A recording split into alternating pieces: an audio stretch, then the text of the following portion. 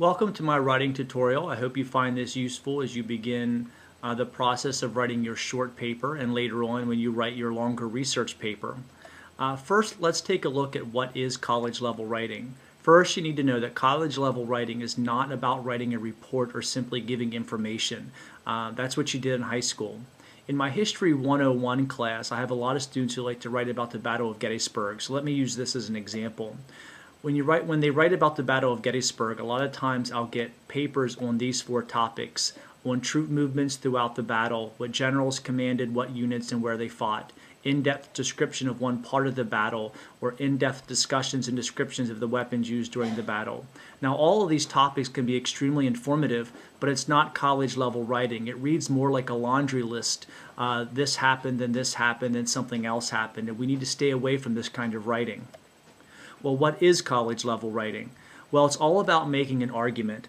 It's not about yelling at one another, but it's about presenting the paper in a way that we could have a discussion about it. I write here, in argument style writing, you use facts to support or defend a position you are taking, or what we call a thesis statement. How do you get started? I find the best way to get started is simply to ask yourself a question. Find a topic that you like. Is it the Civil War? Is it World War II? Is it the Great Depression? Find a topic and ask yourself a question about that topic. I'll use an example here. Why did we fight the Civil War? Okay, well, instead of simply saying, I'm going to look at the causes of the Civil War, I'm going to ask myself a question: why did we fight the Civil War? When you answer your question, this will help you develop a thesis statement. Okay, so this is an easy way to kind of get yourself into the idea of thinking of a thesis statement. Get yourself a topic, ask yourself a question about that topic, and then when you answer that question, that can be the start of a workable thesis statement. I'm going to give you 3 examples here about why did we fight the Civil War. The North and South fought the Civil War for many reasons, some of which were the same and some different. Okay, that's kind of a blah thesis statement. Could we discuss that?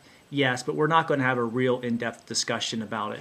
A better thesis statement: while both sides fought the Civil War over the issue of slavery, the North fought for moral reasons while the South fought to preserve their own institutions.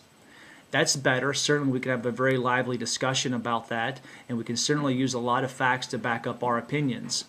A better thesis statement for this topic would be: while Northerners and Southerners believed they fought against tyranny and oppression, Northerners focused on the oppression of slaves, while Southerners defended their own right to self-government. See, that is a complete thesis statement. It pulls out all the nuances of why both the North and South fought. It's going to compare and contrast some things, and certainly something we could sit down and have a discussion about. Once you have a thesis statement, you're going to ask yourself, is your thesis statement good enough?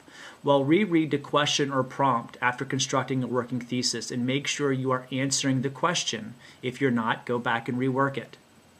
Have you taken a position that others might challenge or oppose? If your thesis simply states facts that no one could or even would disagree with, it's possible that you are simply providing a summary rather than an argument. Again, we want to stay away from these reports that simply give information. Is my thesis statement specific enough? Thesis statements that are too vague often do not have a strong argument, and that's one of the, I think, the big tripping points here for creating thesis statements is people create them that are too vague. Does my thesis pass the how and why test? If a reader's first response is how or why, your thesis statement may be too open-ended and lack guidance for the reader. What do you do with your thesis statement? It becomes part of your introductory paragraph. It's typically the last sentence in your introductory paragraph. It becomes the central focus of your paper. The rest of your paper needs to be supporting the claim you made in your thesis statement. Everything you write in your paper needs to go back to your thesis statement. If you're writing something that doesn't relate to your thesis statement, you need to do 2 things, one of 2 things. Either A, remove what you're writing, or B, expand your thesis statement to include a new topic. It's okay to change or modify your thesis statement as you write your paper. Matter of fact, most thesis statements probably will be modified or changed a little bit as you work through your paper.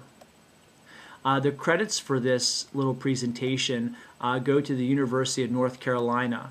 They have a great website there for their writing center, lots of real simple to use handouts that you can read over for thesis statements, introductory paragraphs, conclusions, all of those things. If you have any questions, please click on that link. Actually, it's not a link. Please type in that web address, or you can contact me. Thank you.